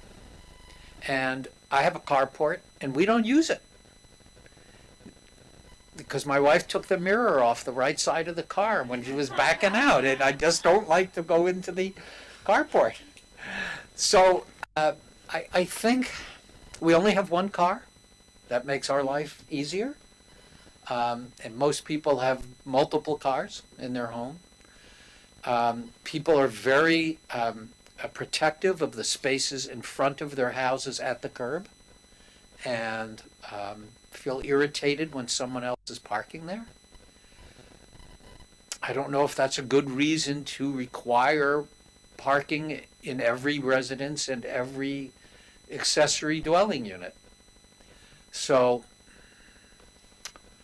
but parking creates a lot of tension in neighborhoods. There's no question about that. And So often the designated parking of a garage. Microphone. The designated parking of a garage is not used for parking, All the time. and that's the issue for neighborhoods. yep. So to the question, I think that we ought to not require parking for ADUs throughout the city.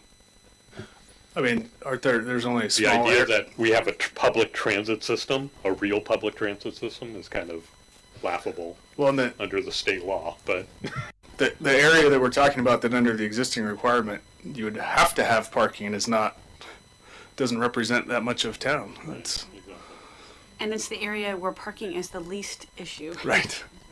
So I'm in agreement. I think that we should just eliminate it altogether. Do we have a general agreement on that? But Okay, this is kind of monumental, actually.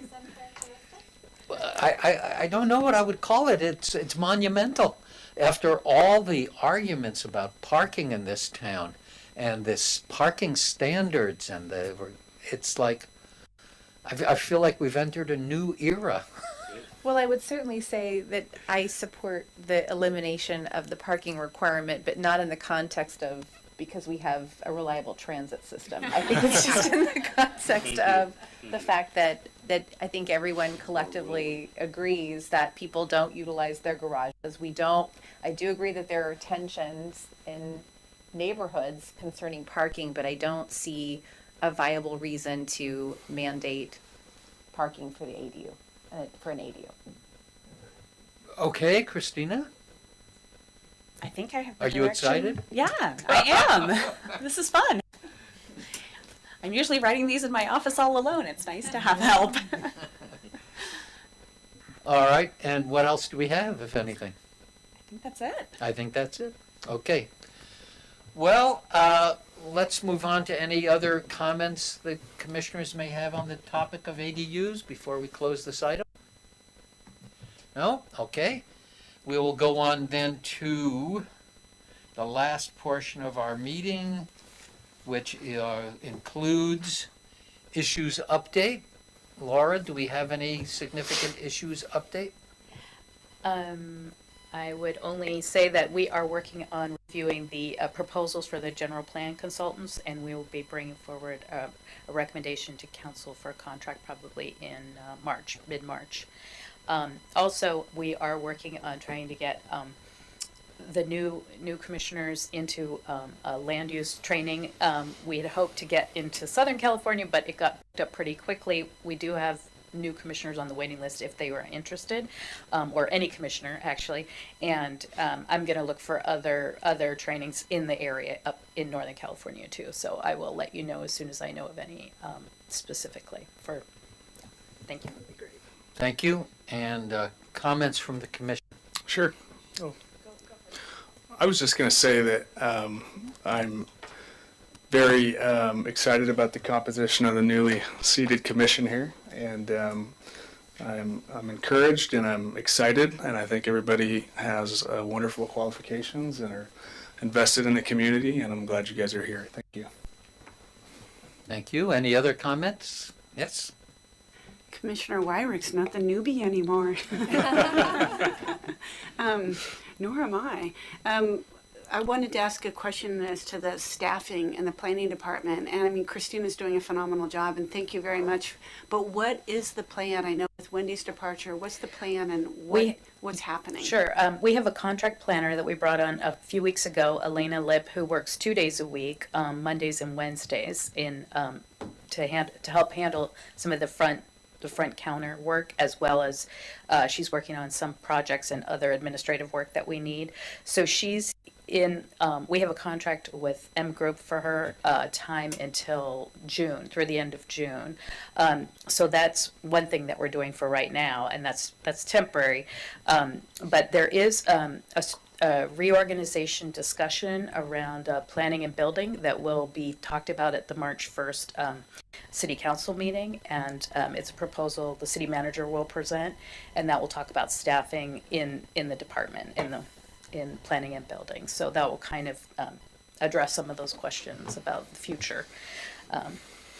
So yeah, March 1st. So in the meantime, Christina, keep running. and Elena is also working on some items, but she is part-time. So you're right, we are definitely short-staffed. Yes. Any other comments?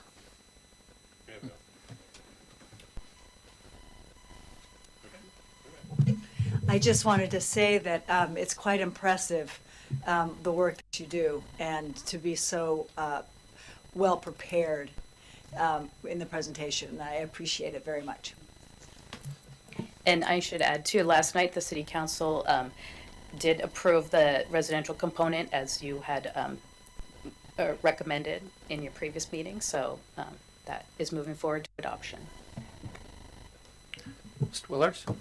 And in relationship to that approval, I have a comment relative to conversation that occurred during the meeting, and that is, I would like to to clarify, and we may not be able to do this right now, we may have to agendize it, We will have to.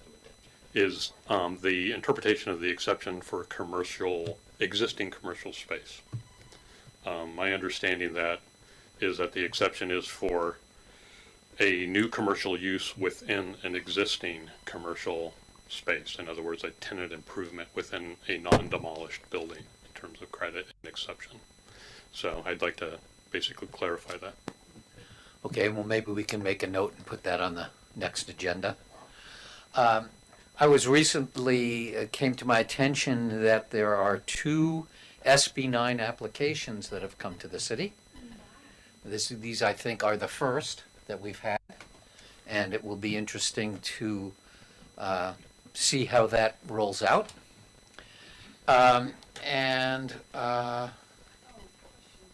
Okay, well, let me just finish my last comment.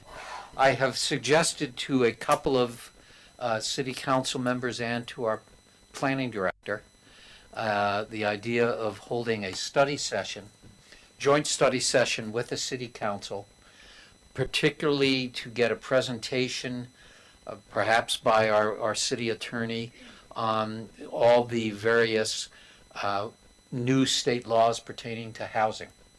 My goal in having the joint study session is for the 2 bodies to get on the same page, for the city council to better understand the way the planning commission works and the work that it does, and to I'm in line with my comments about side effects, to increase the confidence of the city council in the work of the planning commission so that they feel more comfortable relying on the body that has put in the larger amount of time on considering issues that they couldn't possibly put in to their consideration of the issue when they formally receive a recommendation.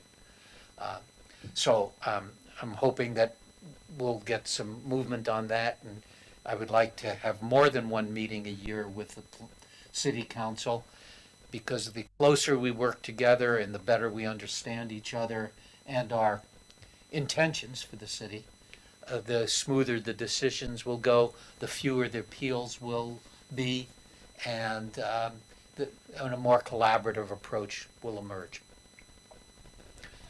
Now, you had something else. Yeah, I know that Sonoma got the housing element approved within the time frame, but I did hear that there was a builder that did submit a builder's remedy. Yes, we received an application after the January 31st adoption of the housing element, which has been submitted to the state. And we are reviewing that application now under SB 330, and we're in conversations with our city attorney about next steps with that process. Yes. So we can't get into any more of it, huh? I wouldn't Not at this tonight. time. I wouldn't at this time. Okay, the last thing I want to do is to thank Matthew, who put together these books for us.